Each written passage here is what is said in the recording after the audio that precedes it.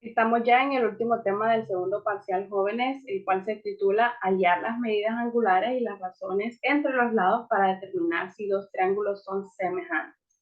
Considerar el triángulo, este pequeño triángulo que observan ahí, significa triángulo, el triángulo ABC, que vamos a denominar este como triángulo ABC, si ustedes pueden observar las letras ABC, y el triángulo DEF, que es este, DEF. Usted dirá, bueno, profe, uno es más grande que el otro, no son semejantes. Primero vamos a verificar y después vamos a anunciar esa respuesta. Vamos a iniciar entonces, tiene varios incisos este mismo ejercicio. El primero nos indica que tenemos que responder cada una de las preguntas. En el triángulo ABC, o sea, este triángulo 1 lo vamos a colocar acá, en el triángulo ABC, el valor del triángulo, del ángulo A, o sea, el valor de este ángulo es de 24 grados. Y nos dice que el valor del ángulo B es de 55 grados. Entonces nosotros queremos saber lo que vale el ángulo C. Nos están preguntando por aquí abajo, miren cuánto vale el ángulo C. Entonces, como ya se los había mencionado anteriormente, vamos a restar, el total debe de dar 180.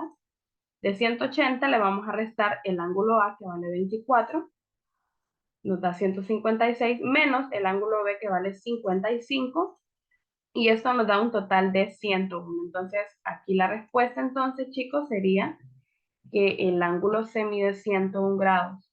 Lo mismo vamos a realizar con el otro ángulo se llama DEF, como lo pueden observar por aquí. El ángulo D, ustedes pueden observar aquí, me dice que mide 18 grados.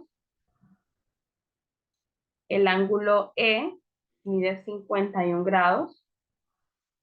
Entonces ahora para encontrar el ángulo F, que es el que me están pidiendo por aquí abajo, jóvenes, solamente voy a utilizar mi calculadora y voy a restar, vamos a ver aquí, 180, que es lo que mide el total de los ángulos internos del triángulo, menos el ángulo D, que mide 18, menos el ángulo E, que mide 51, y esto me da un total de 111. Entonces, la medida del ángulo F es 111. Ese sería mi primer inciso. Vamos a trabajar con el inciso B, vamos a ir bajando. Dice que utilicemos la regla para hallar las longitudes laterales, o sea, la de los lados de cada triángulo. Asumir que todas las longitudes son números enteros. Esto, chicos, es el punto del punto al punto al que vamos a medir. Vamos primero a medir del punto A al punto B, luego del punto B al punto C, del C al A, del D al E, del E al F y del F al D. Entonces, vamos a tomar nuestra regla. Primero vamos a medir del punto A al punto B. Entonces, con nuestra regla, y lo voy a hacer un poco más grande, vamos a medir del A al B. Vamos a colocar la regla desde el A y lo vamos a llevar hasta el B. Aproximadamente mide 12, según lo que estoy viendo, porque me indicaron que todas deben ser unidades sin decimales. Que podemos ver ahí que puede dar como un decimal. Esta puede medir 12. Del B al C, voy a tomar mi regla, voy a medir del B hacia el C, mide aproximadamente 5 unidades de esta regla. 5 del B al C, del C al A, vamos a tomar del C al A, miren, del C al A, aproximadamente vamos a tomar como 10 unidades. Del D al E, vamos a tomar nuestra regla del D, miren, lo colocamos hasta el E, vamos a colocarle como unos 6 unidades aproximadamente. Del E al F, del E al F, 2 unidades, vean. Y por último, del F al D. Del F, sí, del F al D, ¿verdad? Sí, del F al D, tenemos 5 unidades. Espero no haberme equivocado en ninguno. Vamos a continuar con la otra. El inciso se dice que hallar las siguientes razones. Escribir las respuestas en forma reducida.